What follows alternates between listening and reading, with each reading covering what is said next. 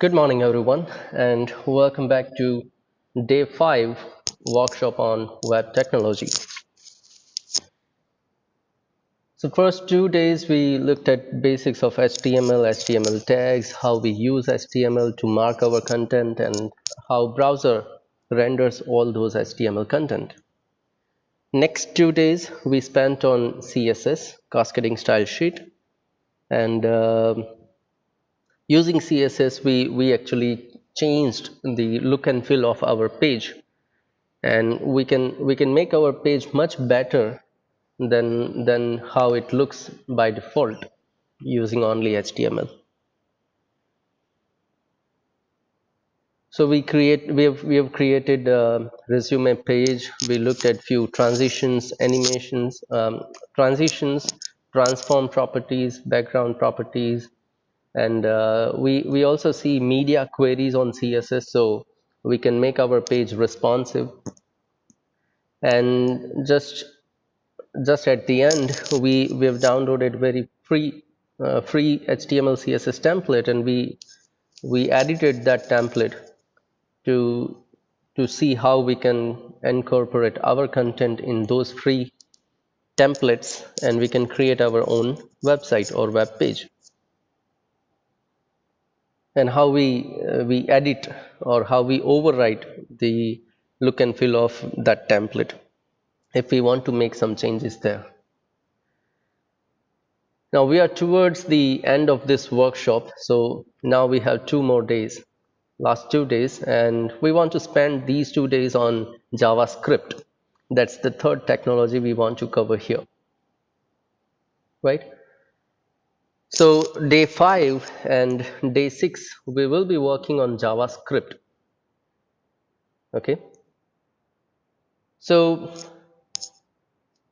what we plan today is to go for JavaScript, and for that I'll say that sorry, just a minute.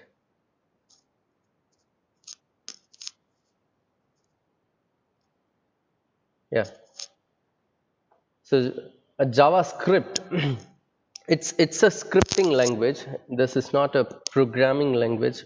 To be at the higher level content, we can say JavaScript is not that programming language which requires to compile and then run. Okay, JavaScript is something like just-in-time compiled. So it is interpreted by the browser. So browser needs JavaScript engine to run your JavaScript, which means browser has a support of JavaScript, and browser itself is responsible to run your JavaScript code, and it is not going to compile it. It compiles or it interprets your script code every time you run your code. So it's nothing like you write your code, then you compile it, and you have a kind of executable code, and then you execute it every time. That's not the case. With JavaScript, you write your code, and every time you run your code, your browser or JavaScript engine is going to interpret that code and then run it. Okay, so this is the Mozilla Developer Network JavaScript page, where you can explore the entire JavaScript content, starting from very basic steps to the higher level concepts of JavaScript. I'll suggest that you start with the very basic thing, and eventually you move towards the higher content if you are comfortable with that thing, right?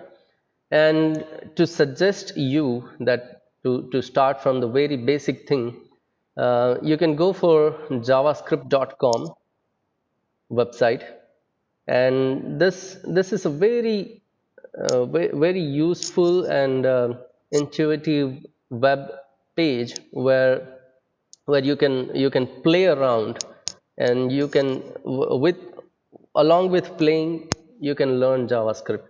So if, as they say, just if you want to learn how or what all JavaScript supports and gives you the functionality, you start with this one.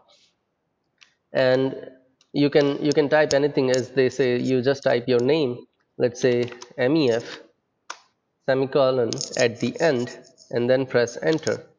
So they say, okay, you are ready to write your first statement, and then next challenge.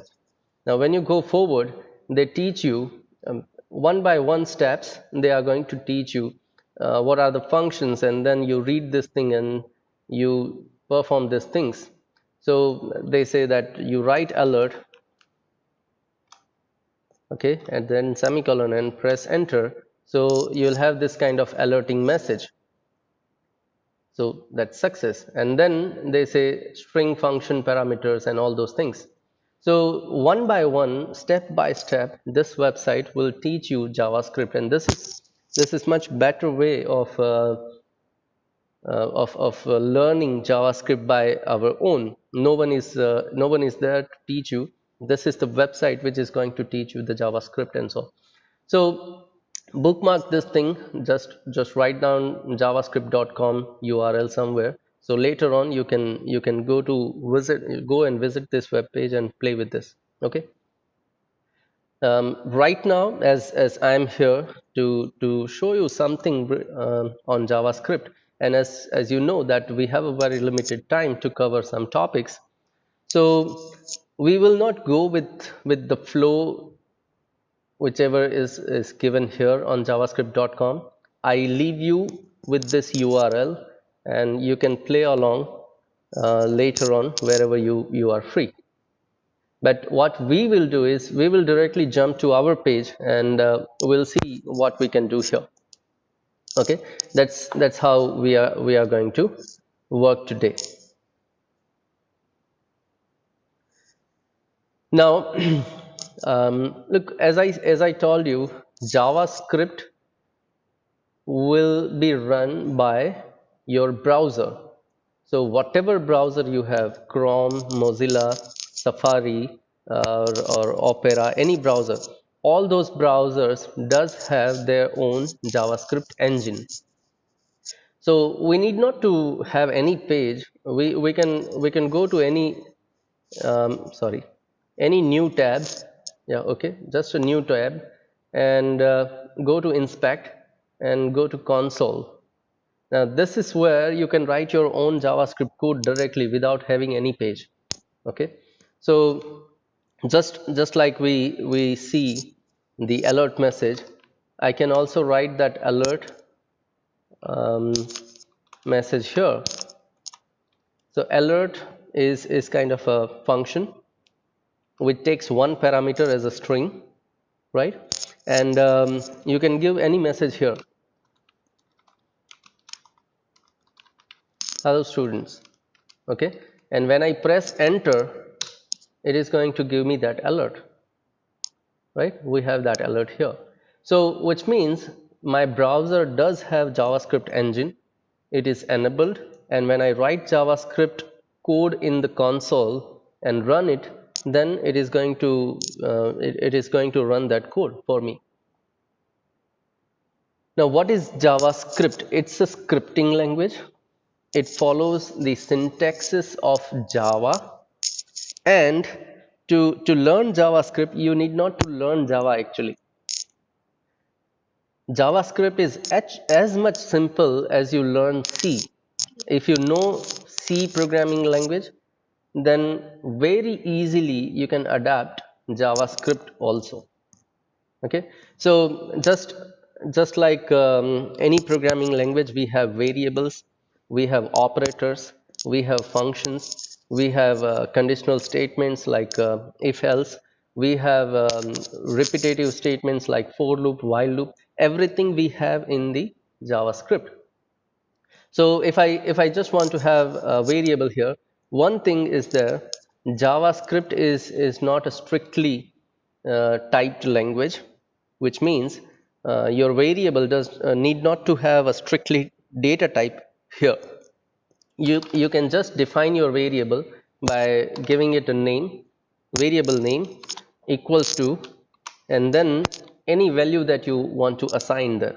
So I need not to assign a data type before my variable name. So JavaScript is a loosely typed language, scripting language. So here in name, I can say MEF is my name. So I've defined one variable name. And now I can say that, okay, I'm going to use that name somewhere. Okay, so alert and name. Then we'll have that alert message. But in that message, I'm going to have that variable content, MEF. So that is just a variable. Name is just a variable. And we can use that variable anywhere, wherever we want. So that's one thing. Another thing, as you know, we can have a for loop here also. So I equals to 0. Now you know that variables are not strictly typed. So I is a variable and I need not to give it a data type. I can directly use I equals to 0, I less than 10, I plus plus. Okay. Now I'm not completing this statement because I haven't written semicolon yet. So if I press enter, then it allows me to write next line. Okay. So within this for loop, let me say, let me reduce this thing. I equals to 0, I less than 3, I plus plus, and then alert. And in alert, I'm going to print I. And then semicolon. Now when I write semicolon, which it means I'm done with my statement, one statement, and then if I press enter, it is going to run this loop. So first thing, we have first alert with value of I to be 0. If I press OK, then it runs the loop. So second alert message we have with value I equals to 1. If I press OK, then the third alert message we have here with the value of I equals to 2. And then if I press OK, then loop is over. It's done, right? Now we can also have something if we want to print in a console itself. If we don't want to have something on the alert message, let's say if we just want to have some message in the console itself, then we can also do that thing. Let's say I equals to 0, I less than 10, I plus plus. Instead of alerting that thing, I can go for console. So that refers to this console actually. Okay, console dot, I'm going to log something here. So there is a log method on console object, console.log, and I'm going to log value of I here. So now if I press enter, then it is going to print values of I from 0 to 9 on the console itself. So in the console itself, I have 0 to 9 values. So this is a place where you can try your JavaScript code a little bit. You can get familiarized yourself with JavaScript first, and then you may jump to your HTML page, and then you can write your JavaScript code in HTML. Okay. So I'll not take much time in this explaining what are the variables and what is the function, what operators we have, and what we can do with this variables and all those things, right? I believe you already know all those things from C programming language. Okay. Yeah. Someone is saying, sir, please zoom in a little bit. Well, it's okay. This was just to make you aware that you can write your JavaScript code here. But actual JavaScript code we are going to write in our HTML file, and then you'll see everything again. Fine. Well, so let's move to our HTML file, and let's have a look at this. And let us write some JavaScript code and see what happens on the page, right? So that's what we are going to do now. So let me have a side-by-side code here, and this is the HTML code for that, and on the right side you see the output. So very basic HTML file which contains 3 h1 tags and 3 messages: hello student 1, 2, and 3.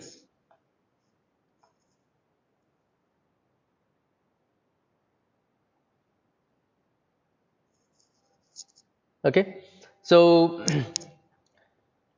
now first thing first, if we want to write our JavaScript code in HTML file, then we need to write a script tag. Okay, we need to have a script tag, and within this script tag you can write your JavaScript code. So let's say I'm going to console log a message here.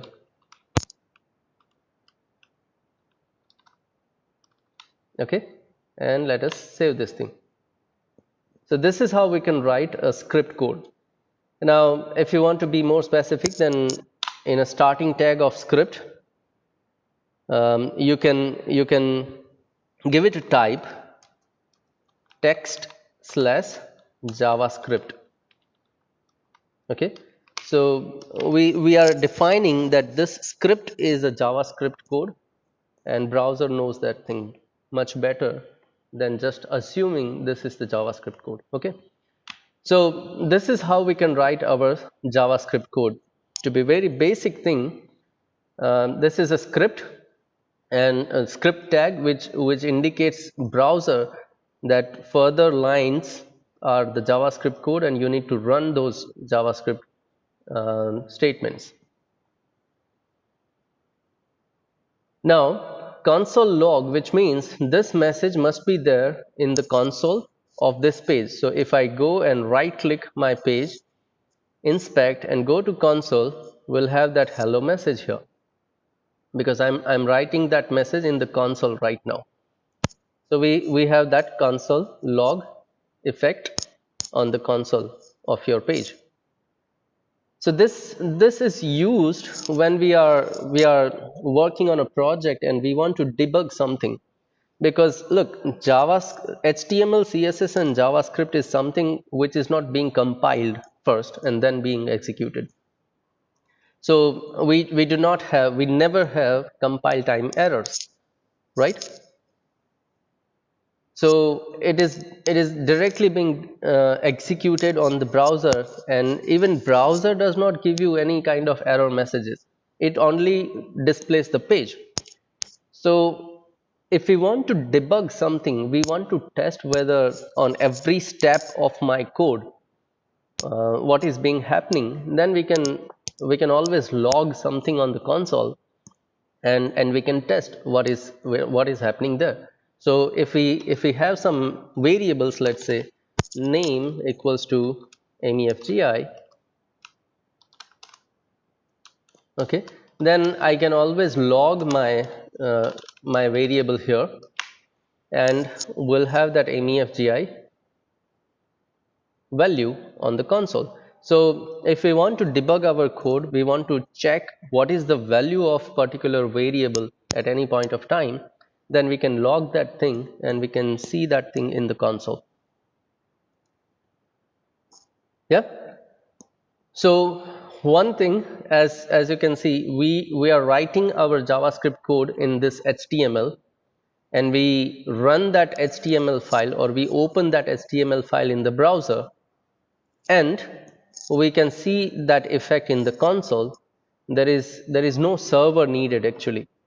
Just to refresh my page, I'm using this local server, but it is not needed actually. Without server, I can see all these pages that we have seen in these 5 days.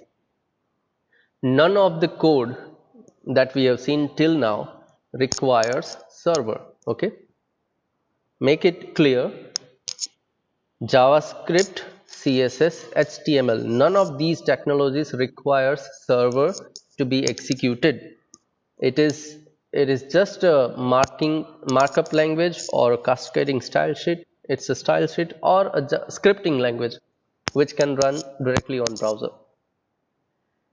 We were wanted to refresh our page, so we were using this live server. And if you want your page to access from other PC or other location, then you need to deploy that page or website on a server which can be accessible from anywhere. So make it clear, even JavaScript does not require server, which means JavaScript runs on the browser and it is on the client side. It is not on the server side. Yeah. So JavaScript runs on the client web browser. It only needs JavaScript engine, which is there in the browser, and it can run on the browser directly. JavaScript can be on the server side also. Okay, like Node.js, it's a runtime environment for JavaScript, and it is on the server side. But that's not our point, or point of let's say topic here to discuss right now. Let us learn JavaScript first. So everything that we are looking at in this workshop, you can work, or you can do this thing offline within your PC itself. Okay. So this is what the variable in JavaScript. Now, one thing is there, we can append or we can concatenate two strings directly using plus operator in the JavaScript. So look, name, what is name? It's MEFGI. And let's say I want to concatenate something, then I can directly do this thing.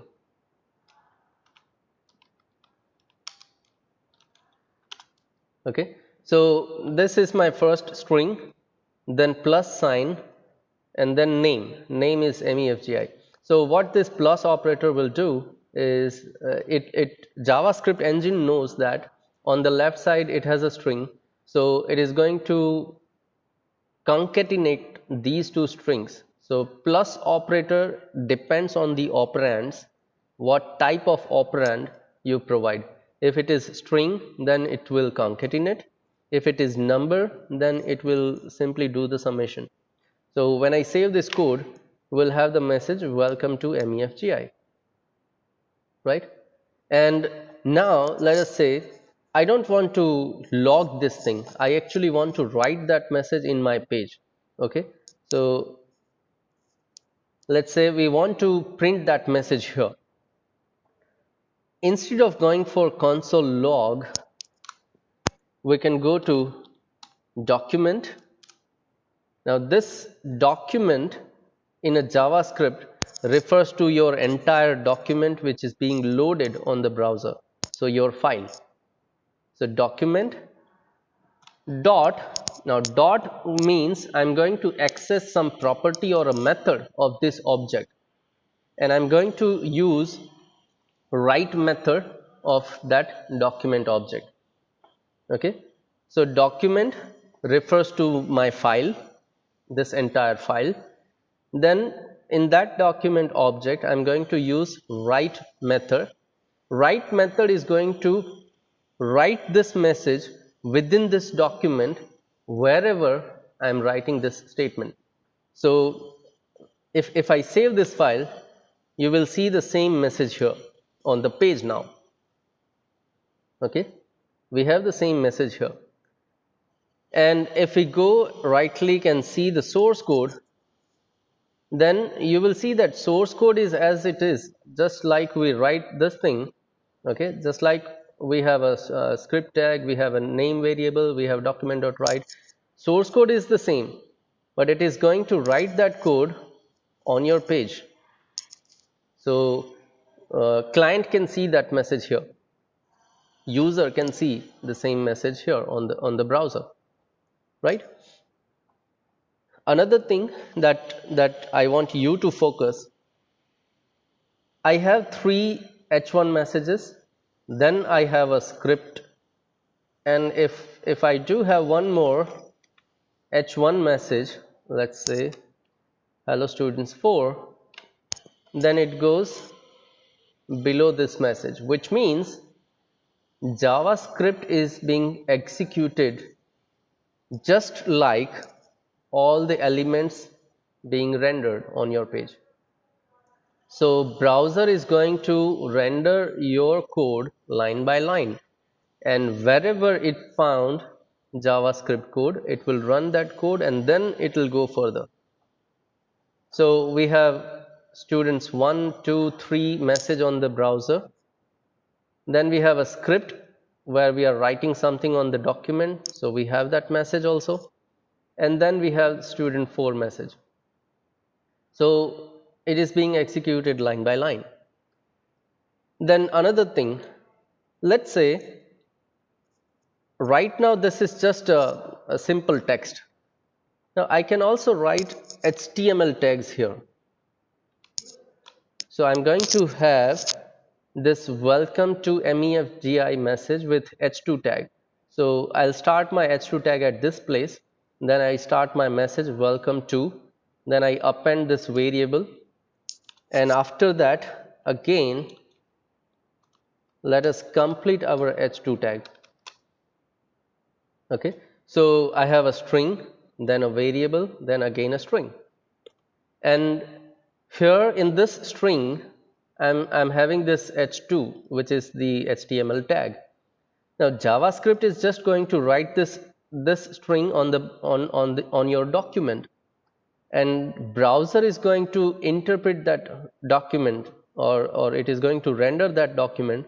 Then we will see the effect of h2 on the page. So when I save this code, we have that message with h2 element. Okay, so it is browser which renders your code. So it is browser that interprets or runs your JavaScript, as well as it is a browser which renders your content.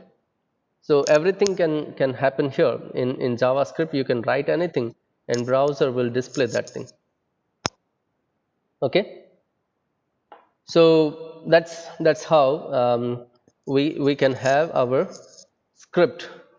Now if I write this script after this student message 4, and if I change the variable value, then below that student 4 message we will have another message here, right?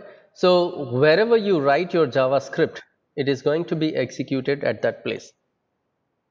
This is point number 1.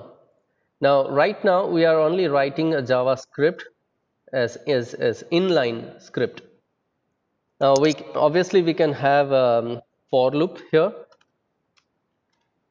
as you have seen, for I equals to 0, I less than 3, let's say I plus plus, and I'm having only one line, so I'm not going for curly braces here. And let's write in document itself. Let me write that value, document.write, and I'll simply write the variable I. So when I save this thing, we will have that value 0, 1, and 2 without any HTML tag, so normal text. Okay. Now JavaScript gives you few inbuilt functionalities. One functionality we have seen is the alert. So based on your requirement, if you want to alert your user with something, okay, then you can have that thing. You can alert your user. Now what happens here, we have alert mu. Now mu is coming from this name variable, which means browser has rendered this thing, this much part already. Browser has interpreted this much part, then and then only browser knows that name does have value mu and alert. But you do not see anything on your page right now. It is blank. When we click OK, we'll have the entire thing, right? So that depends on how much speed your JavaScript engine has. Okay, how much quickly your JavaScript engine can run your JavaScript. If it is slower, then sometimes you might see these 3 statements on the page, and then you have the alert message, and then everything happens and so on. So that's one thing, that script is being executed where we write. Okay, so one is alert. Another thing, let's say if you want to get some value from user using JavaScript, then we have prompt. Okay, we have a prompt function. Now when we prompt something to user, definitely we need to give some message. So let's say we give a message like enter your class. Now this is just a message, and then user will have input field to enter something there. So if I save, first we have this alert mu, I click OK, and then this is the prompt message. So it gives you the message alert class, sorry, enter your class, and then we have input field. We can write anything, and then we can click OK or we can click cancel. Now if I click OK, then it is going to return this value, and if I click cancel, then it will return null. Okay, so when I click OK, we are done. Now if we want to receive that value, then prompt function is going to return that value. We can have that value in another variable, let's say class variable. Okay, and let's say, let me write that class here at this place, or let's say I don't want to have that. Well, let's have class.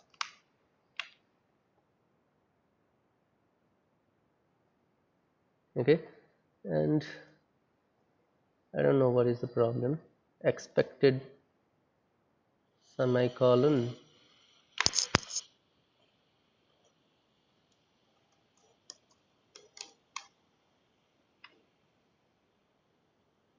Variable equals to prompt. Let's have this prompt inside, write directly and see what happens. Yeah, no problem there. So mu, okay, and then let's say sem4 and okay, then we have that value here, sem4, because I have written that thing at this place, right? So it returns that value, and we can store that value or we can write that value anywhere. So that's another thing, prompt. Yeah. Third one is confirm.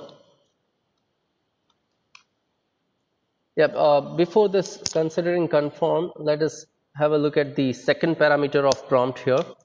This is the default value. Okay, second parameter is the default value of prompt message. So if I save this code, then you can see by default there is 6, because I have passed second parameter 6 here. That's the default value. Okay, and whatever user gives you, you have it back. Then the third one is confirm. Confirm, as its name suggests, if you want some confirmation from user, then you can ask that confirmation, are you sure? Okay, so first one is the alert, second one is the class, and then it confirms, are you sure? Now if I click OK, then it returns true. If I click cancel, then it returns false. So JavaScript does support true and false. Okay, and you can see, you can verify that thing with if else. So inside if I confirm that thing, so inside if I have a confirm, so this confirm is going to return either true or false. So in this one, we can write something on the document. For example, let's have h3 tag, and if it is true, then welcome, and if it is false, then in the else part we can give another message, please leave this page. Okay, so when I save this code now, first alert, then second one prompt, then it says, are you sure? Now if I click OK, then it gives me welcome message, right? So because it is true. And let's say if I click cancel, are you sure? If I click cancel, then it gives me please leave this message from the else part. So that's the confirm um, method supported by or given by JavaScript. Okay. So we have variables. We have few alert, prompt, confirm messages, pop-up windows if we want, and we can write something on the on the page wherever we want. We can have conditional statements if else. We can have iterative statements like for loop, while loop, do while loop. We can also have switch case statement. So I'm not going to cover those things. Syntax is similar to the C language syntax or Java language syntax that we have already seen. Now let's say we want to cover a function. If we want to have a function, okay, then it's very simple. You use function keyword, then you type a user defined function name. Let's say my function, and then opening closing bracket, and then opening closing curly bracket. Okay, now this is how we define our function. Now this bracket may have parameters. So if you want to have some parameters on your function, you can have that function parameters. And curly bracket defines the body of your function. This function is a keyword, and my function is the user defined function name. You can have any function name as whatever you want. And inside your function, you can write any code. So what I do is, for confirmation, for confirmation, I have created a function. Okay. For that confirmation, I have created a function. Let me save this code. Now when I save this code, my local server is going to refresh the page. It gives me the alert, so mu, okay. Then it goes document.write prompt. So okay, it gives me the prompt. I give the default value 6 and I click OK. So it writes that semester 6 on the page. That's also fine. But after that, you have a function. Now function does not get executed by default. It is not invoked by default. We need to invoke that function. We need to call that function. Until and unless I call this function, its code is not going to be executed, and that's why we do not have confirm pop-up right now. So if I want to have this confirmation, then I need to call this function. So how to call that function? Simply you write your function name and define and say that it's a function here. Okay, so we call that function and then it gets executed. If I don't want to have this alert message, then we can go for commenting in the JavaScript. Double slash will comment a single line, or slash and star is going to comment multiple lines. So that's how we comment in JavaScript, similar to C language, right? And now if I comment alert and prompt, then it directly goes to function. It calls this function. Within this function, we have a confirm call. So we have this confirmation here. And now if I click OK, then it is going to write that code. Yeah, function welcome. I click OK. If I click cancel, then it will print the message, please leave this page. Right? So that's how we can have a function also. So we have seen very basic coding part which covers the elements of JavaScript here. So we have seen variables, we have seen conditional statements, iterative statements, functions, and it is pretty much same to whatever you do in a C language, right? Even syntax is very same. Just like printf and scanf in your C language, we do not have those functions. Instead of that, we have some other functions like document.write or console.log or alert, prompt, confirm, and so on. Yeah. Now let's dive in to the web related functionality of JavaScript, because right now we were discussing purely the functionality of a scripting language, nothing related to web. Now JavaScript is used to have some interactivity on your page or manipulate your page based on a code.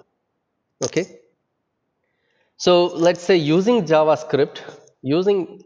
JavaScript and some code, and based on some conditions, let's say if I want to change something on my page, then first of all I need to access that element, right? So using JavaScript, let us discuss how we can access those elements. Fine. So for example, let's say I want to access this element in my script code.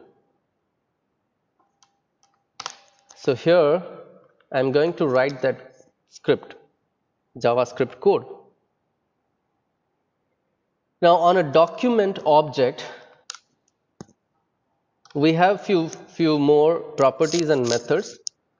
So we have a get element by ID method.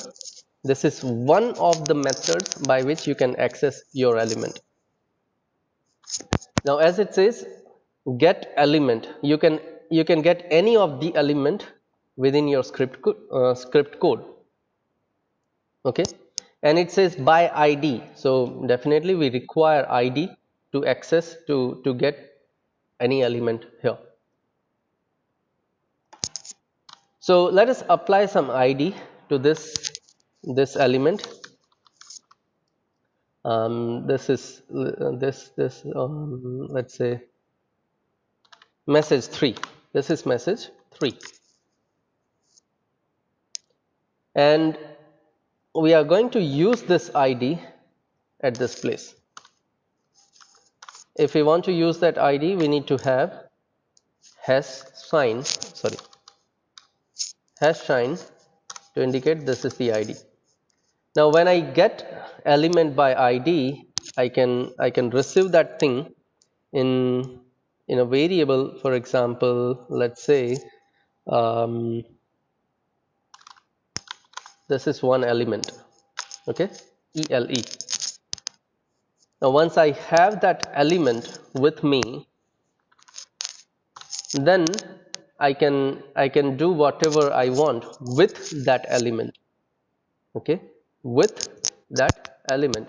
So I can even change that message entirely. That message I can change. So that element dot inner HTML will refer to this much part, okay, this message, and let us change that message.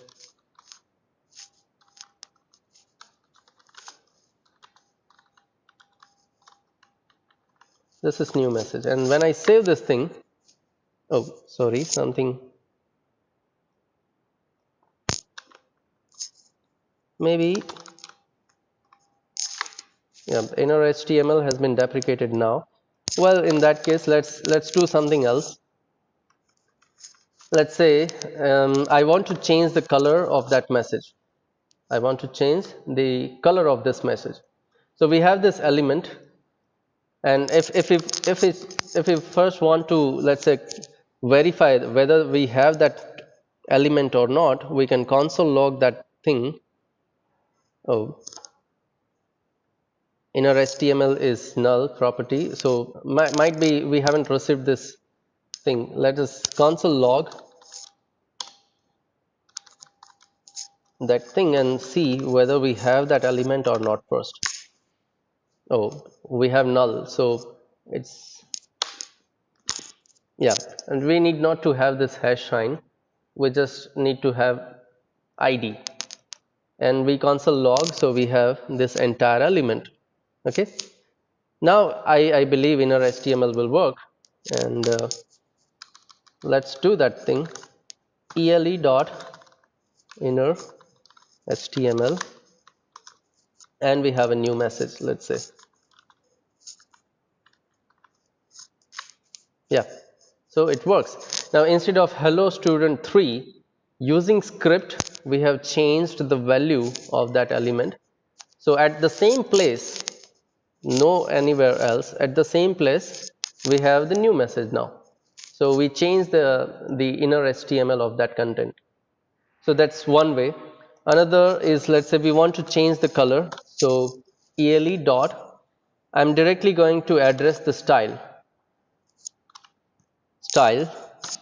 and in that style I'm going to set color of that element, and let's say we want to have a red color.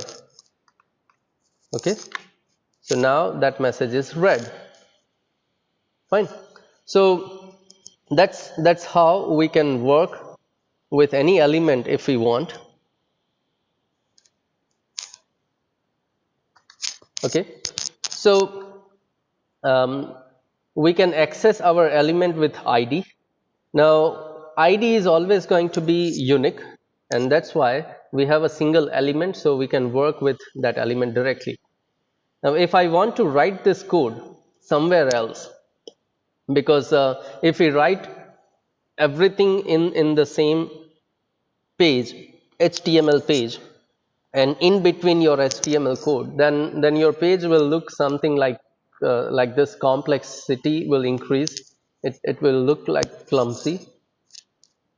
So because of that reason, what we can do is we can write this JavaScript code somewhere else. Even you can write your entire script code before your body part in your head section, or you can write your entire script code at wherever you end your body. Okay, so let's say this is the end of my body, and this is where I write entire script. I don't want my script to be written anywhere in between.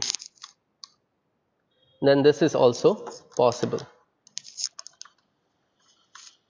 But remember, if you are writing your inline script just like this, document.write anywhere without function, then it will be executed at the end. So everything will be at the end.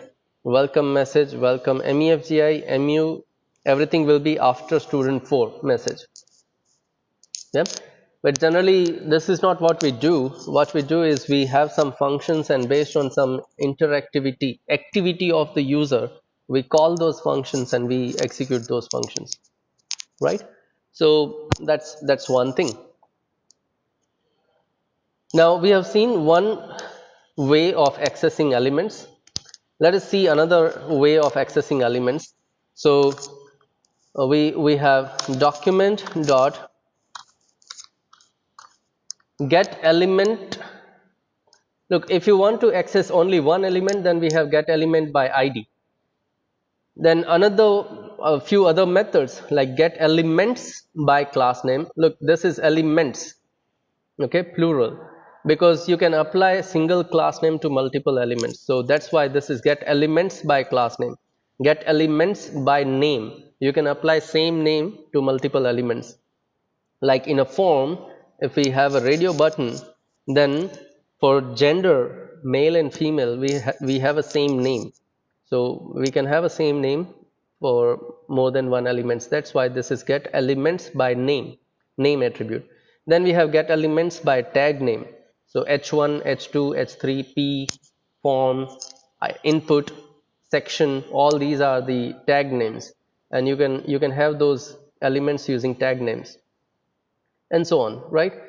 So like let's say get elements by tag name here, and I'm going to access all h1, and let us console log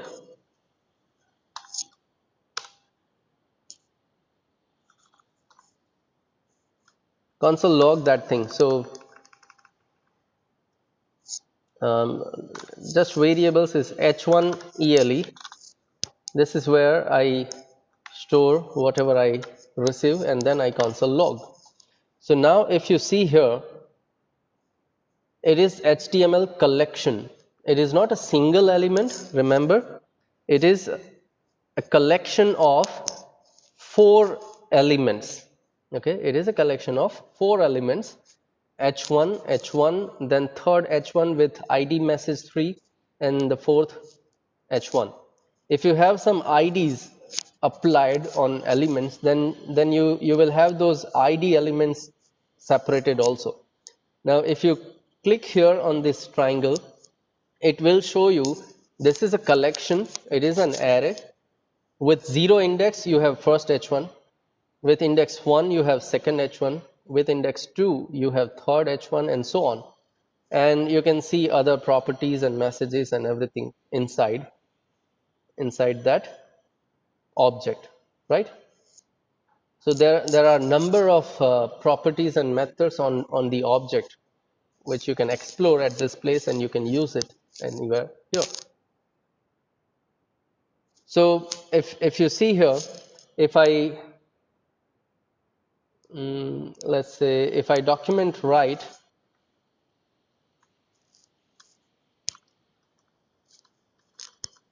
h1 ele, then it is the array. Now what I want is, from that array I'm going to access my 0th element. Now how you identified that thing? So go to this console, explore 0th element, okay, h1, sorry, h1, and in that if you go a little down, you'll have this inner HTML, right? Inner HTML property, inner text property. So we can use this thing. Let's say inner text I want. So from 0th element, I want inner text. I don't want that entire element value. I just want inner text. And then let's say we complete the statement and we save. So we have this hello student 1 message. It is coming from this thing. Now we are not accessing h1 tag, we are just accessing the text. So if I change this one to 1, message will be changed, hello student 2. If I have 2, then the new message we have here. So that's how we can access some elements in the JavaScript. Okay, so that is how we can access elements. There is a query selector also. So if we want to access some elements,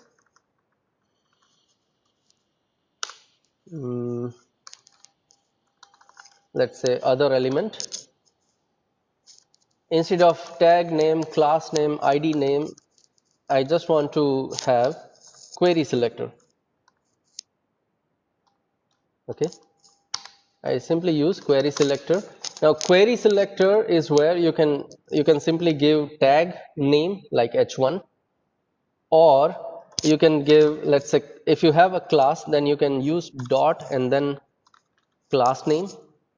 If you have id applied, then you can use hash and id name, just like message 3, and so on. So you have a single method, but you can use that same method with anything, let's say class name, id name, or tag name, anything you can use here.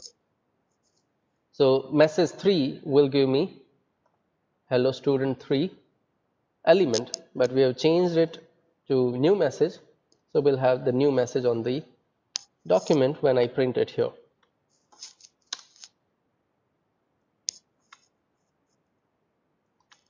Okay, so we have 2 times new message. So if you want to access your element in script, you can use get element by id, or you can use get element by tag name, get element by class name, get elements by let's say name only, get elements by name, so name attribute, or you may go for query selector. where you can pass in your query. Maybe it's a tag name, class name, ID name, anything, right? So these are the few different ways of accessing elements in our our JavaScript. Now once you access it, you can work around and you can do anything whatever you want, and we'll see few more examples when we go for other examples in the same session. But that's how we access elements. Now I want to show you something like event handling. For that, let's have one button.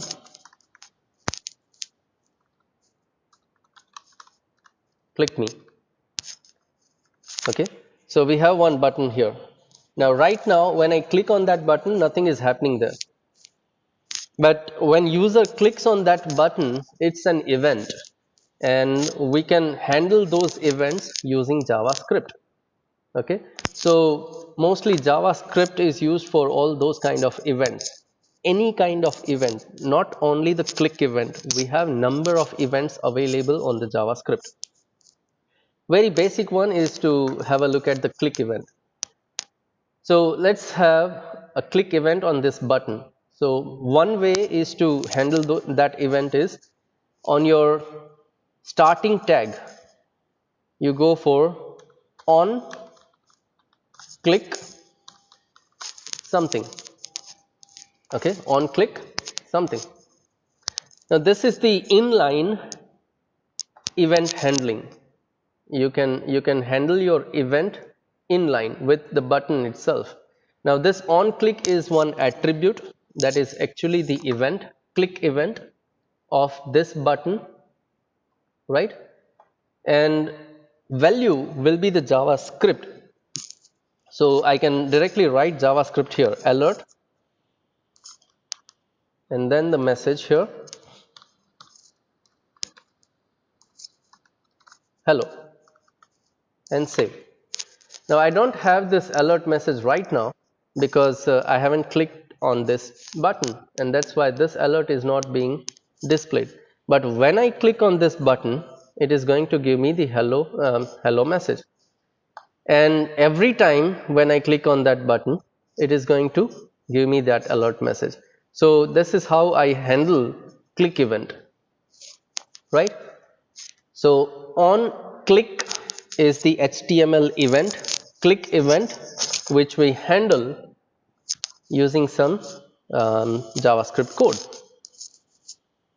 Now if you want to, instead of having this alert message, let's say you want to call some function, then definitely you can call those function on the click event. Sorry, what's the function name? My function, sorry, yeah. So my function, and then I call that function, simple. So every time I click this, it is going to give me prompt message, are you sure? And then when I click OK, I'll have H3 message.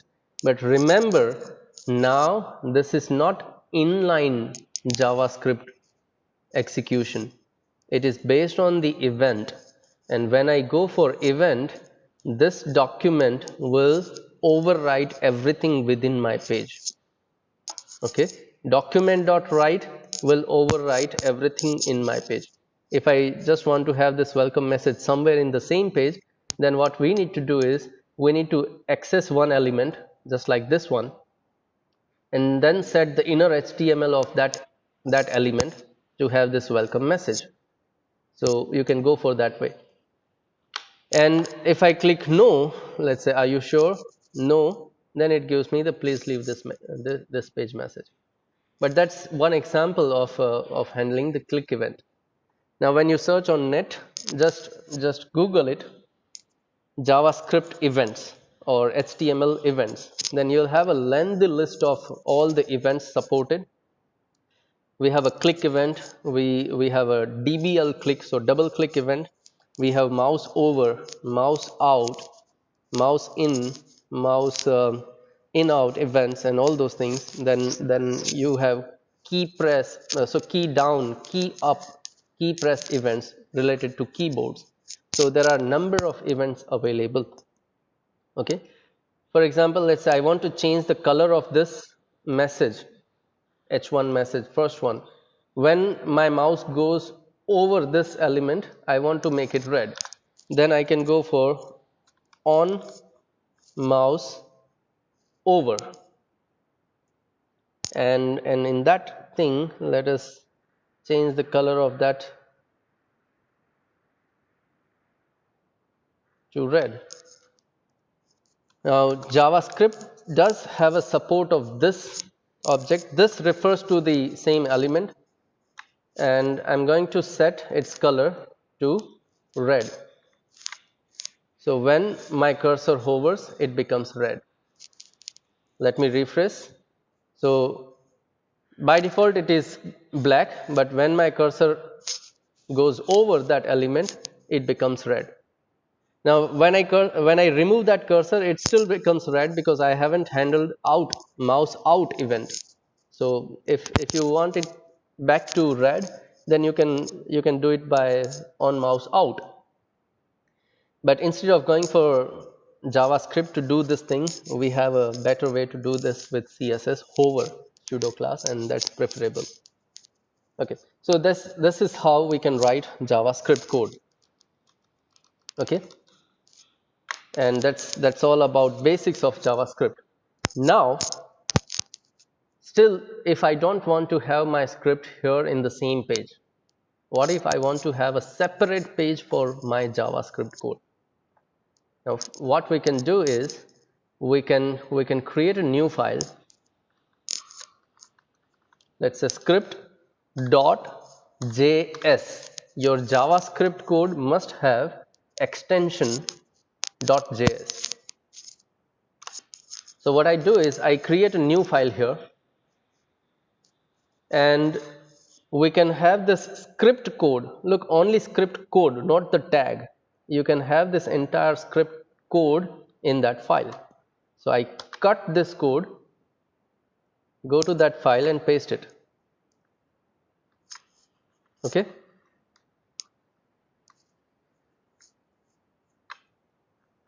Yeah, so we have that entire code here, and let me have proper indentation. Yeah, so we have this file name now. Okay, and the constant name void name is deprecated. Yeah, let's have some variable name properly because it is a keyword. Yeah, so this is my JavaScript code. Now by default, this is not going to be linked with my HTML. Until and unless I link it, my HTML code will not find that code, and it is not going to be executed. So when I save my HTML, I have nothing on the page, and if I click on this button, nothing is going to happen, right? Because we do not have that function in this HTML file. So we need to link this script file with our HTML, and to do that, we still use script tag, but with that we are going to define its source. Src equals to, and then relative path. With respect to your index.html file, you are going to refer your script file.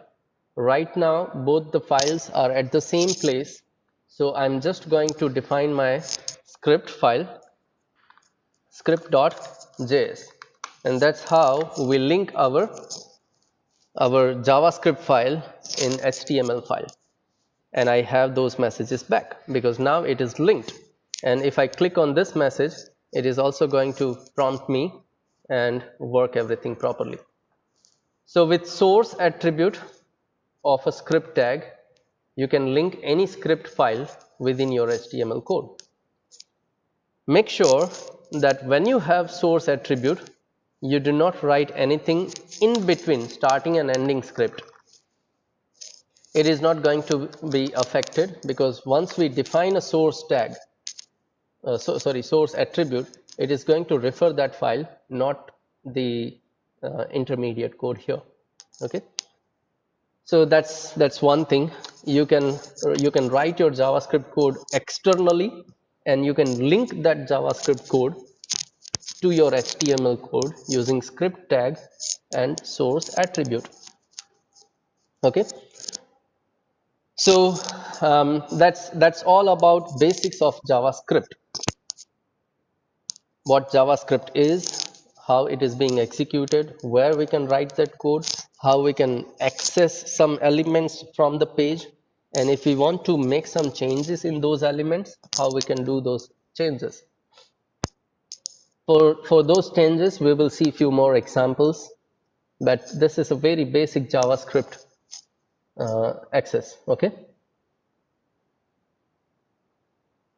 So before we go further, let me have few queries that you have posted on the chat box. Okay, and then we'll go further.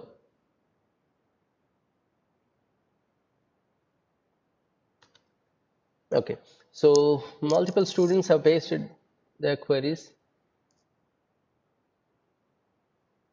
Okay, Sagar has given one link, and look, Sagar, for that we'll communicate in person. You can send me a mail.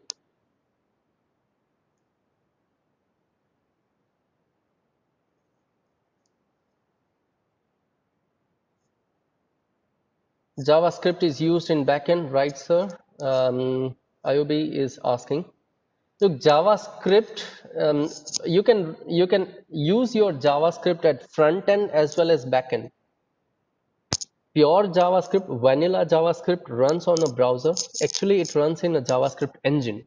Now, wherever you have JavaScript engine, you can run that JavaScript code. If that JavaScript engine is in a browser, then it becomes front end. If you have JavaScript engine at a server, then it can also work as a backend. And Node.js is the best example to have a server-side JavaScript. So Node.js is actually the runtime environment to run your JavaScript code at server. Somewhere further in your semesters, 5, 6, not 5, but maybe in MU students will have in 6th or so. GTU students will have it in a 6th semester. IT student, computer student may have that thing in the semester 7 probably. So that's thing. Now, can I run on the browser with HTML? Yes, we are running our JavaScript code right now on the browser itself with HTML code. It does not need any server. You can simply double click your HTML file and open it in the browser. It will still run your JavaScript code. Anand is asking that we write script in h1 tag. Or you can write anything in between, but when you write document.write, when something is written in your document, then browser is going to interpret or render it. Okay, sir, in prompt, if we want to store the value, yeah, you can have a variable. Earlier I don't know what was the problem with variable, but definitely you in your prompt you can have a variable.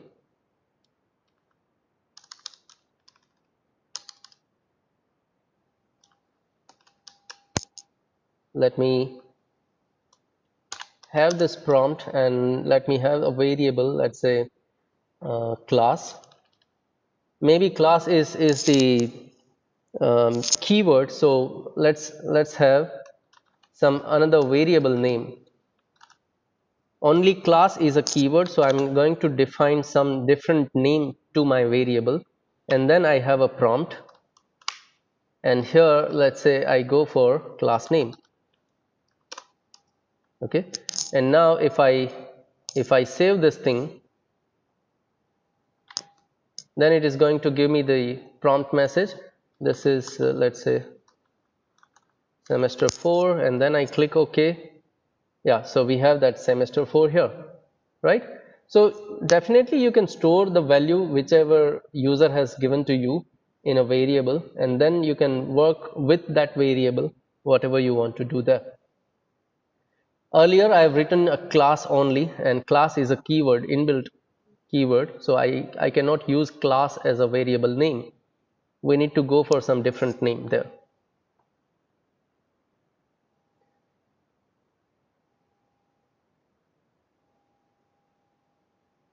Uh, Look, prompt is one example of let's say prompting user to enter something, but that's not a preferable way always.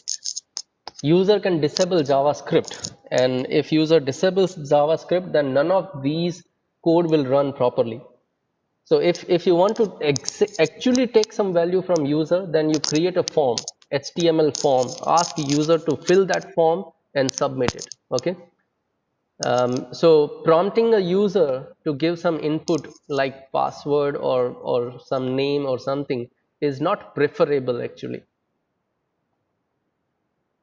Okay, if you want to change a button name, definitely you can go for inner HTML and you can change that name. Okay, I forgot to change this value here.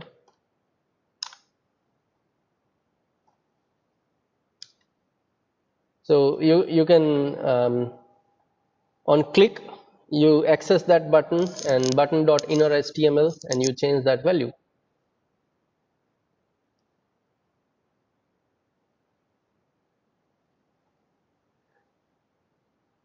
Yes, there is a way to change the button text on the prompt message. You simply Google it and you'll find that thing. Instead of yes and no, you can have okay and cancel also. Then why we put single quote? Look, single in terms of JavaScript, single quote and double quote both are equal actually. Both defines a string in JavaScript. Now, if you want to use both at the same time, then you can use double quote and single quote at any place. For example, like here, on mouse over equals to double quote. Now this double quote I have used because I'm defining an attribute, HTML attribute, and the syntax to define HTML attribute is attribute name equals to and double quote, and inside the double quote we define a value of that attribute. Now when I write that value itself requires one string. So in double quote I cannot nest double quote again, so I can use single quote here. Okay, so double quote and single quote in terms of JavaScript both are defining strings.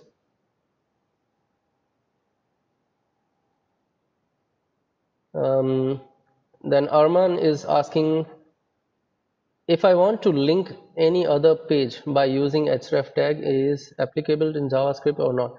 Look, if you just want to have href attribute, then you use anchor tag. There is no need of writing JavaScript.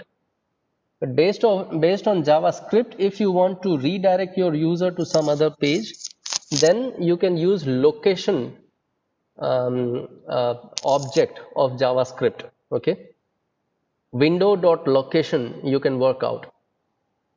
You simply Google location, window.location, and you'll find how you redirect your user to some other page. Then another thing,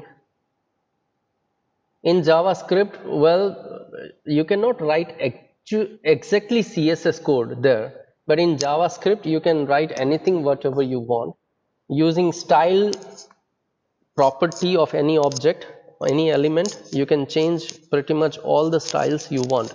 Just like color we have changed here. For h1 tag dot style dot color. Now here you can change foreground color, background color, font size, font weight, anything you want, you can do that thing here. But the preferable way is to change the class of this element. And when you change a class, at a single change, you can apply multiple things from CSS. So that's what developers prefer more.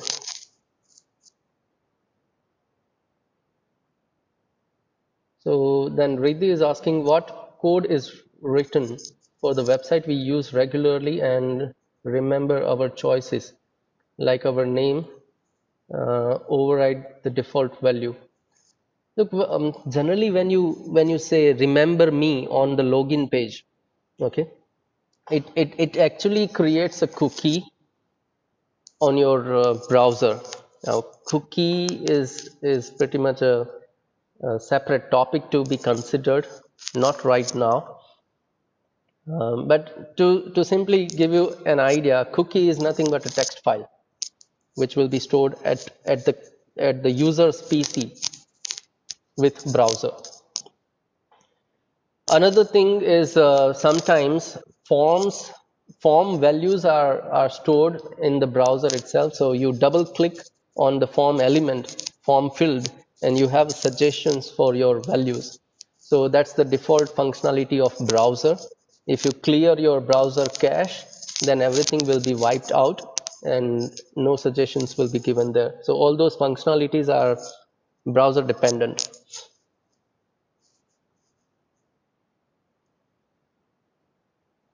Script.js page. Okay, this is the script.js page. Bhavdeep.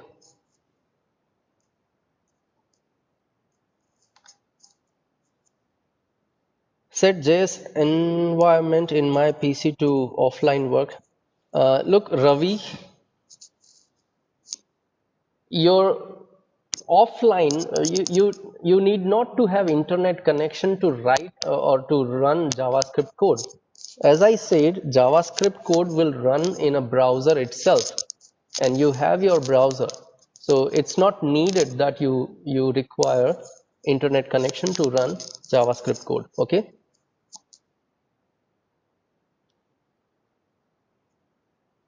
Neeraj is asking, is it possible to run any language on JavaScript in a web page? No. Look, Neeraj, to run JavaScript code, we need to have JavaScript engine. And JavaScript engine is there in every browser. That's the reason browser is able to run your JavaScript code.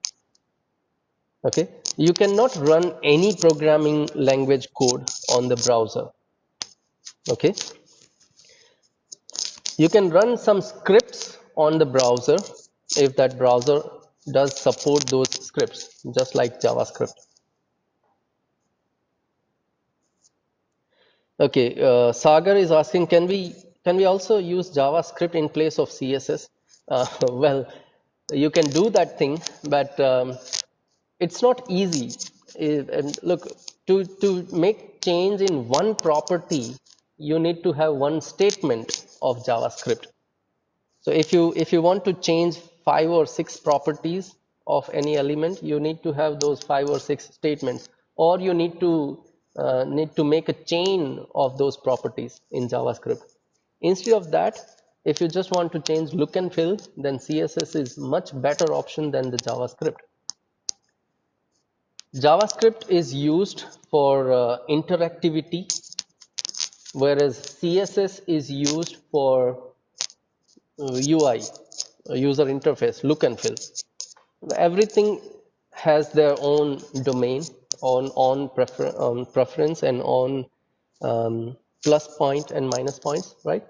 So if you just want to have a look and feel setup, you go for CSS. If you want to have some interactivity and based on some actions, you want your page to reactions, then you go for JavaScript there. Okay.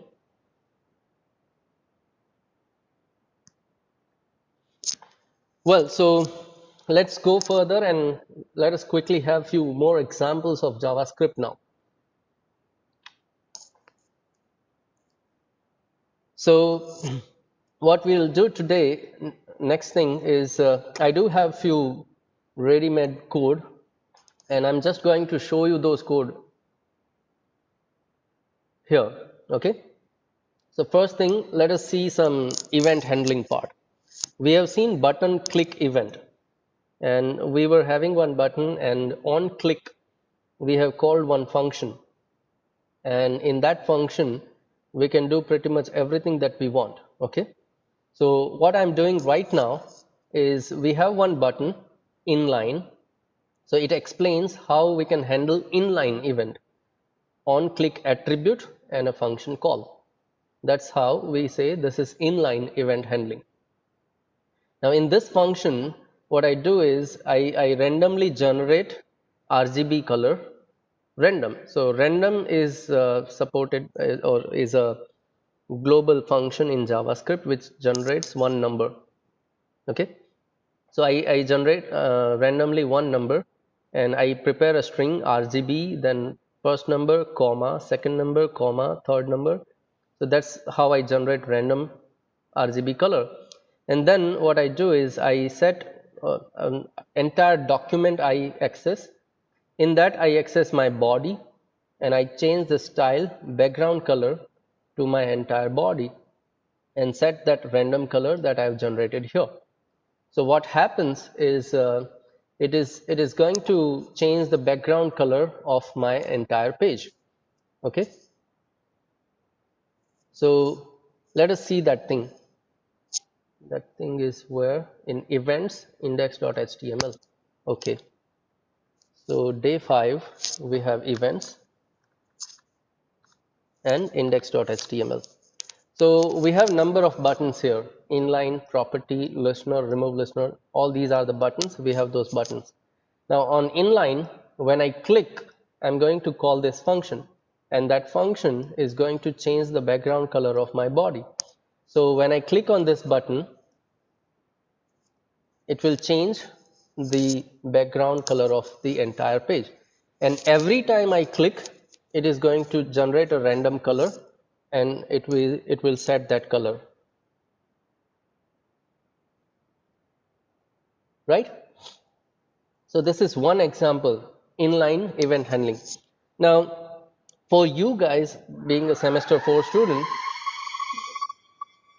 just a minute. Yeah. So for you guys, just being a semester 4 student, this will be very easy to understand and write. But newer standards of JavaScript, JavaScript does follow ECMA standards, and the current version of that standard is version 6. Now, when we go for newer versions of standards, we have few different ways of binding event to any element. So this is inline. Then other ways we can bind that event using property. So event is also a property of your element. So let's say I access my second button first using ID or something. So if to do that thing, what I do is document.querySelector and then property is my ID. So I access my button 2. And then on button 2, I set that onClick property. So button 2 dot onClick. So this is the property of my element. And on that property, I assign a function. The same function I can write again and assign that function at this place. So this is how we can bind click event, okay, click event using a property. So the second button will also work. When I click on second button, it will change the background color of my entire page. Right? So that's second way. And the most recent way and the preferable way is you go for the listener. Okay? You go for the listener. So on a button 3, we have listener ID. So first, let us access button 3, document.querySelector and the listener ID we are using here, and we have button 3. Now when we want to assign click event, so what we do is on button 3, we say add event listener method. First parameter is the event name, so click event I'm going to address, and the second parameter will be your function. So we define a function and we use that function at this place. So these two are the parameters, and add event listener is going to add a listener to this button and it is going to listen your click event. So third button will also do the same thing. When I click on this button, it is going to change the background color. The benefit of going for add event listener is you can remove event listener also. If you have added event listener, then you can remove event listener. That's the benefit of going for the newer way, latest way. So after some time, let's say if you want to remove the listener of this listener button, then what we do is on a next button, when I click on this remove listener button, I'm going to remove the button 3. Okay, button 3 listener, remove event listener for click. So when I right now I click on listener and color is changing, but once I click on remove listener, then it will not change any color because that click event listener has been removed. So you can explore if you want, or right now for you can go for this on click attribute also. That will work uh, everything pretty much all that you want. So that's the events example. Okay, at the end of this session I'm going to give you the link of that, if not provided by your CCs, or maybe CC has not received yet, doesn't matter.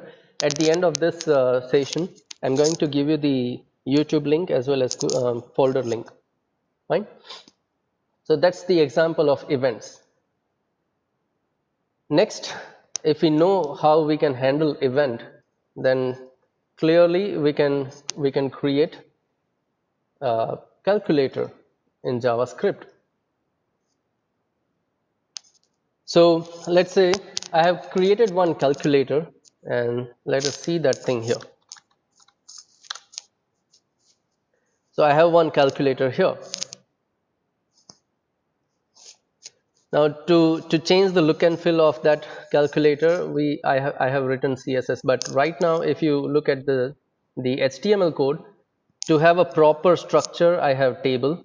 You can go for display flags or display grid, write your CSS whatever you do.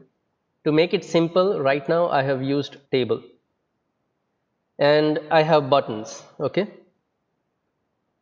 now to change the look and feel of this button, I have written CSS code. Okay, I have written that CSS code to make that button look like this circular manner, and when I hover on that, it is also highlighting. So CSS code is written for that thing. But when I click on this button, I want this number to be displayed on this input field. So definitely I need to work on click event of these buttons, right? We need to work on click events, and to work on those click events we need to have some JavaScript code. So to make it simple for you guys, I've used inline event handling right now. So on click I'm going to call one function, and with that function I'm going to pass one parameter, and that parameter is nothing but a number for that corresponding button. If it is 7, then pass 7. If it is 8, then pass 8, and so on. So we call a function and we pass that number. Now where this function is, so at the end of my entire page I have this JavaScript file, script.js file. Within that I am writing my actual logic of making this calculator. So there is a script file. Now in that script file, first of all, let us access all the elements that we want. So we need to have this input field. So we access it by document.getElement by id display, and I have that display element. And then I do require a few more variables. So operator, operand 1, operand 2, then some flags and all those things, booleans. So I've declared for few more variables here. Now you can use this var declarative let's say keyword And if you do not use this var also, then it's fine. JavaScript is okay with that.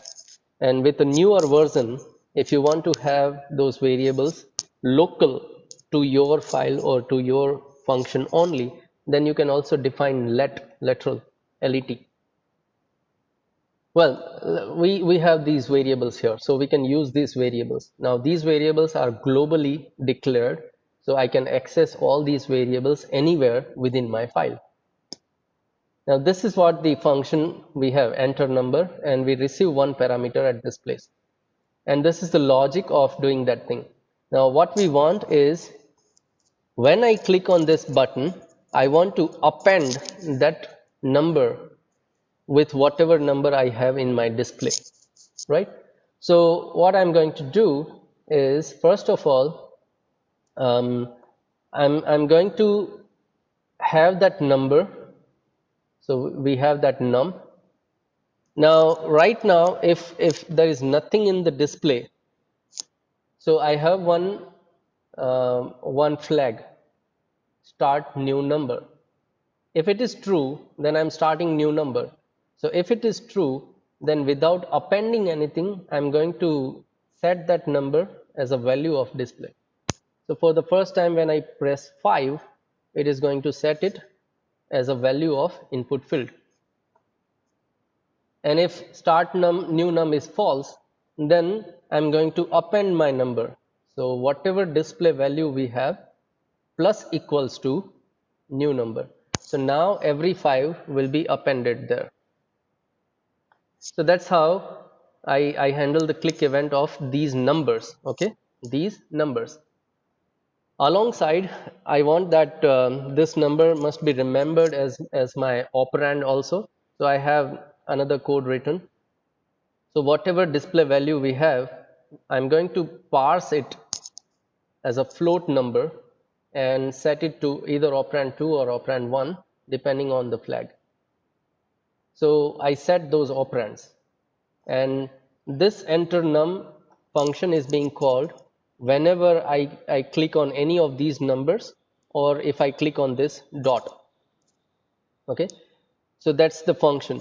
Now for this operators, I have another get op function.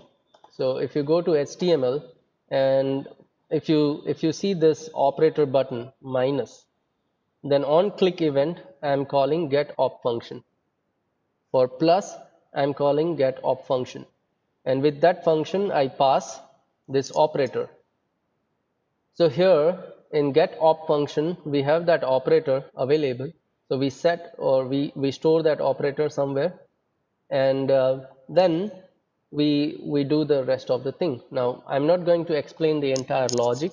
I leave it up to you. You start understanding this code and find out how it is being happening.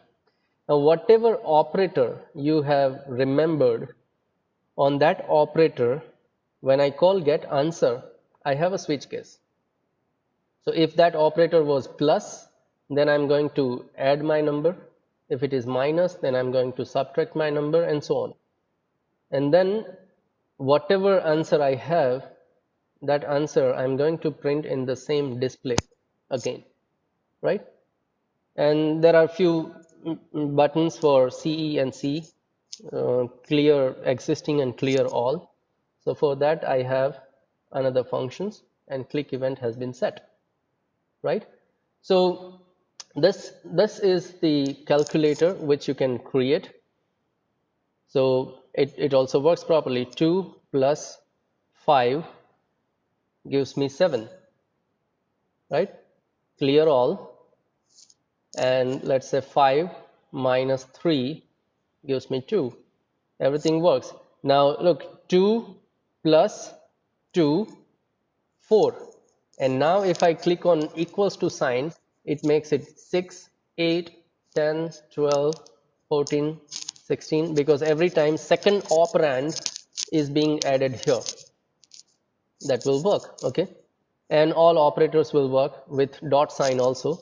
So let's say 5.12 divide by 3 gives me 1.7066 value. So this is the calculator we have created. Now for you, takeaway task for today is you create your calculator. Start with a very basic. Number one, operator. Number two, answer. Start with the very basic calculator. Then eventually you introduce few more functionalities here, like if I start clicking on equals to sign, it will do those operations for me, and it will also do the same thing. 2 plus 2 plus 2 plus 2 plus 2 will also give me the answer. So धीरे धीरे आप ये सारी functionalities add करो, not from the scratch, from the starting point itself.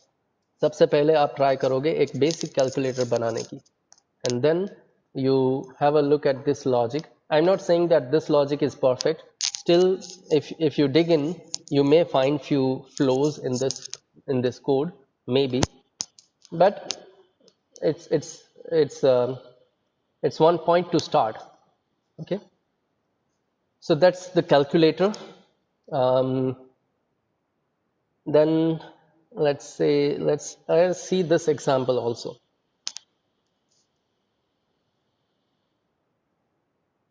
We want to have a look at the validations today. So for that,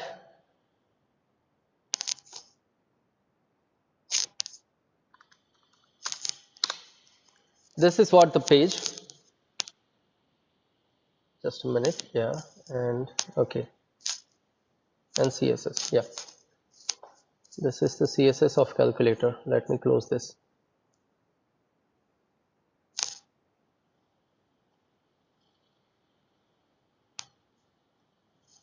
Okay, so this is the page which you are looking at right now. Look, we have one table, and in that we have student detail, first name and last name, then subject detail, and then there are a few subjects and input fields and few messages, right? And I have one style written here for error. Color is red and visibility is hidden. Let me remove this visibility right now. Then you will see all those error messages. Okay, so we have these error messages. Now what we want is, we want to work on this field. If user is not giving me this input, then I want to give this message to user. At that time, I want to give this message to user, please enter first name. By default, I don't want this message. And if user is not typing anything in this thing, then I also want to make it red.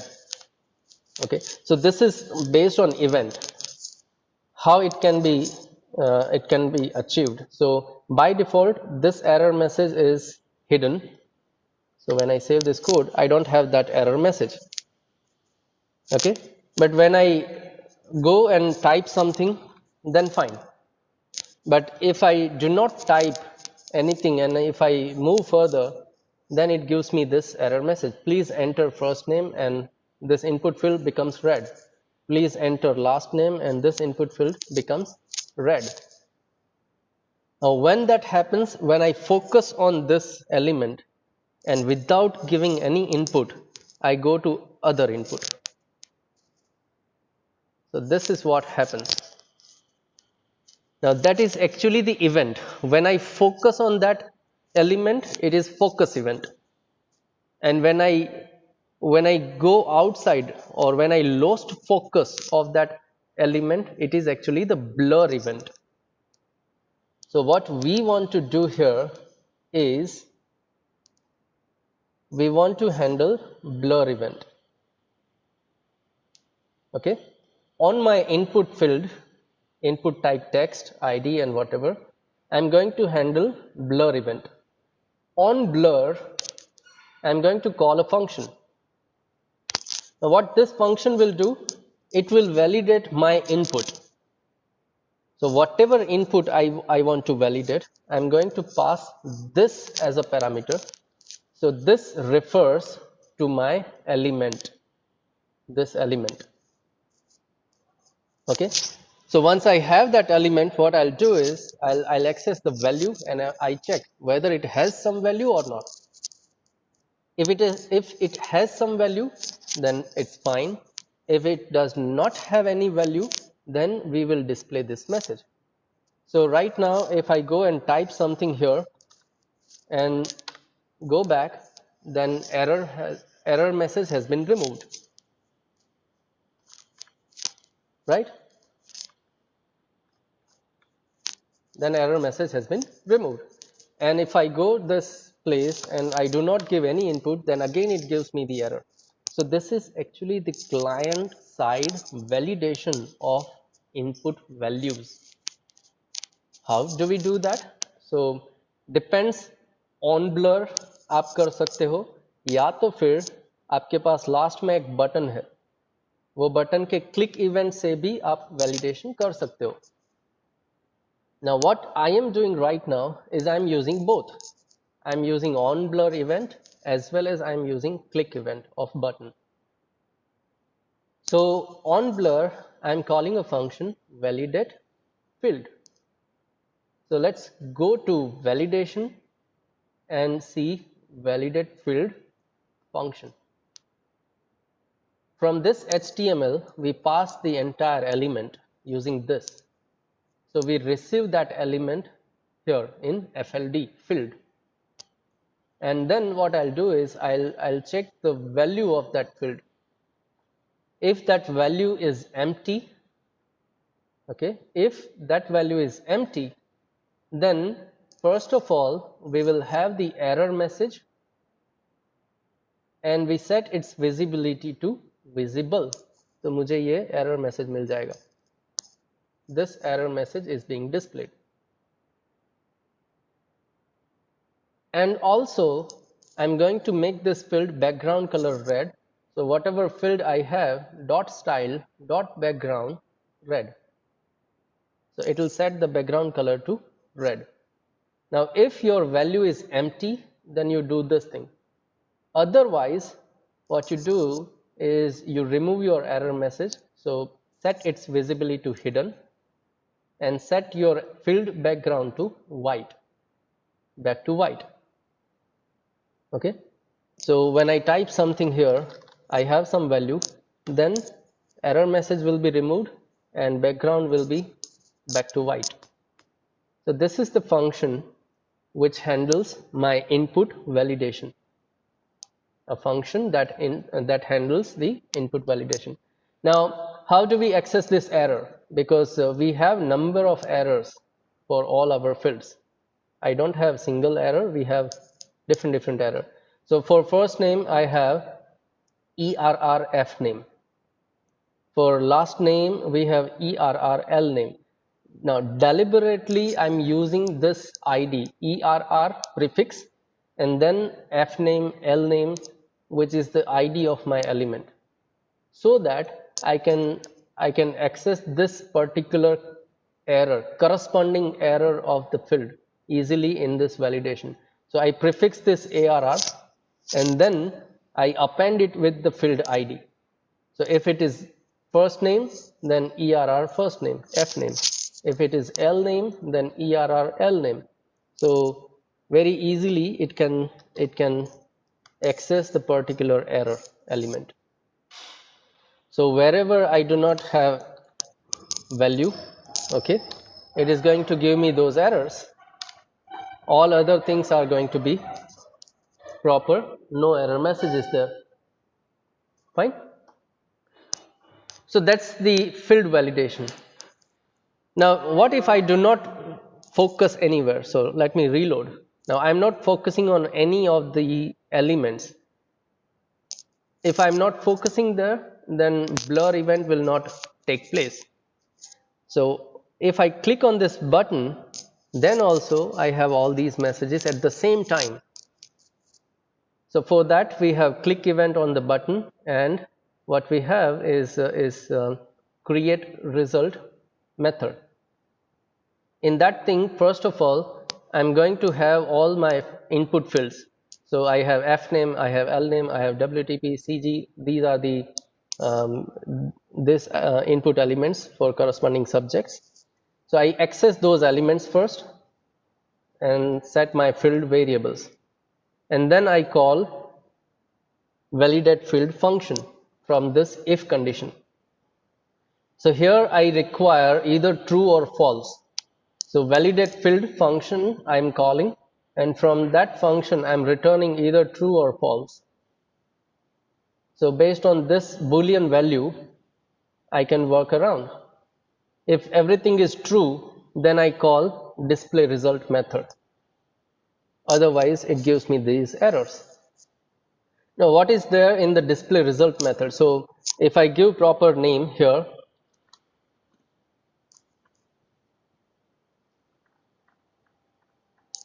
and then if I click this button, then it is going to change this table like this way.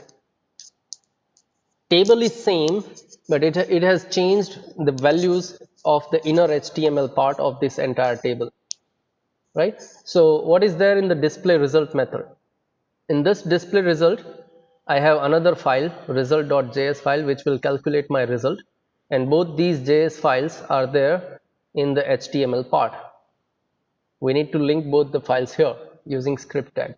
Okay, so in that result.js, what I do is I get all the values. So I get first name value, last name value, then all the subject values I get. Now these subject values are numbers, so we need to parse it. So parse float, or you can parse int, but marks can be in a floating point number, so we use parse float method, and we use those variables. And I'm using object here. So student is one object which can have inner properties and nested objects also. And then I do the total, and with that total I calculate the percentage. So I have everything in my result. Later part I'm going to display that result. So first of all I'll access my table. So I have that table. Excuse me. In that table I have number of rows and every row will have number of cells, right? And in that cell I'm going to set my inner HTML. So I'll set some values here. So all these values has been changed. Instead of input fields, now we have these numbers. Now if you want to introduce extra row in your table, then what you do is on table you call insert row and you give a proper index. And if you just want to append a new row, then you give some negative index value, then it is going to append that row. Now in that row we need to insert some cells, and in that cell we can set our inner HTML. So this %76, this row has been generated extra using this code, right? So this is the result file. Now from this example you know how we can validate input of user. Okay, if we want to validate some input of user, how we can write our code. So I do have one more example of validation on the form. Let me quickly show you that thing, because we are running out of time today.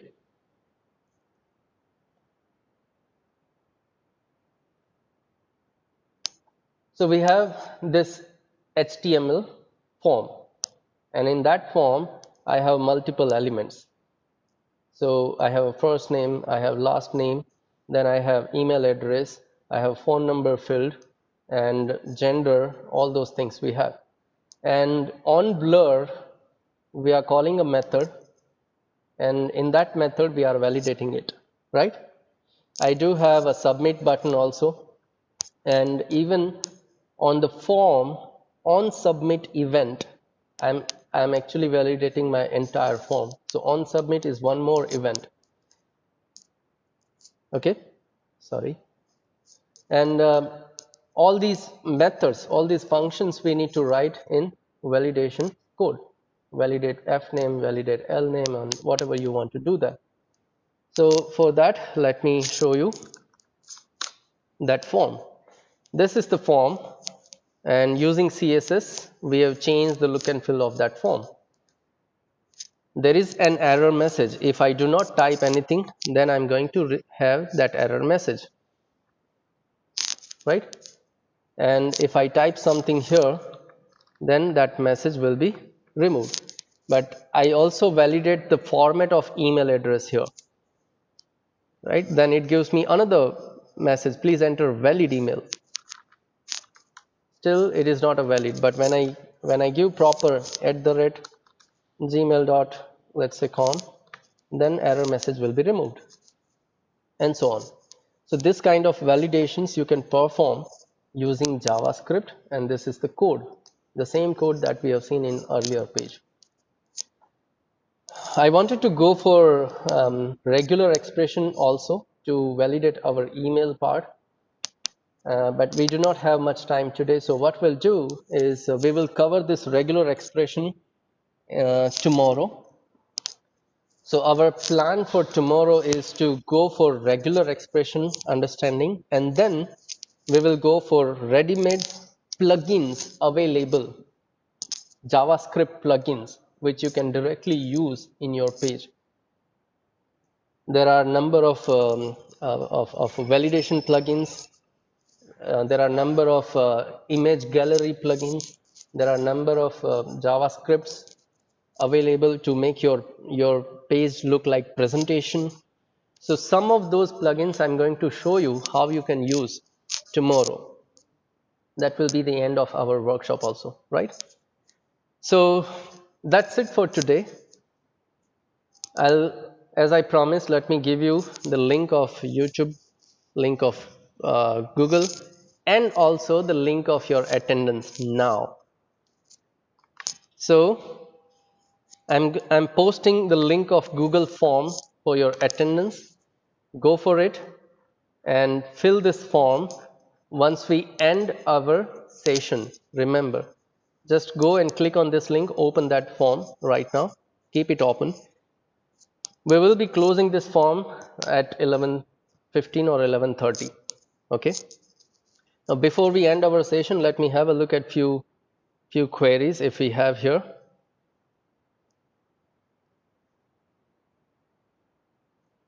Just a minute. Okay, so how to host our web page? Look, for that you need hosting space, and that's not a part of our workshop right now. Let us get ourselves familiar with creating some pages first. Then you can go for some hosting services. There are multiple free as well as paid hosting services available where you can host your page. Even you can host your website on a GitHub. Go and create your GitHub account, have your pages on a GitHub, and set it to work like a website. Then you can access your web pages from anywhere also. Then another query is, can we use JavaScript? Oh, we have handled those queries, sorry. Lectures video link in chat box. Okay, I'll give you attendance. Oh, many students were waiting for attendance. Okay. Okay. The video link. Yeah. Let me give you those video links now then.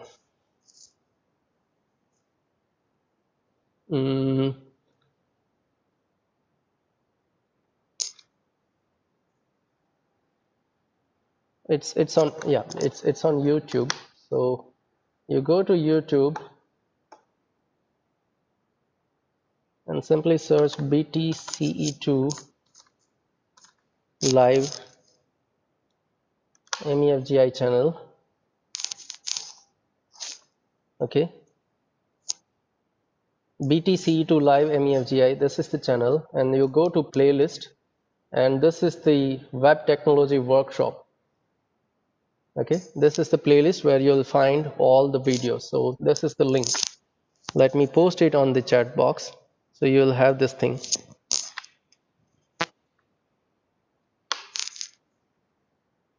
Okay, this is the YouTube playlist link. Another thing I wanted to show you is the drive. So this is the page I have shared with everyone. So this link is for Google Drive for you to access all those folders. Okay, so I've posted both the links here in the chat box. You can access both these links and you can access everything. Thank you everyone to join this session right now. We'll be meeting again tomorrow. Tomorrow will be the last day for us, and we will see a few plugins, JavaScript plugins. Thank you everyone.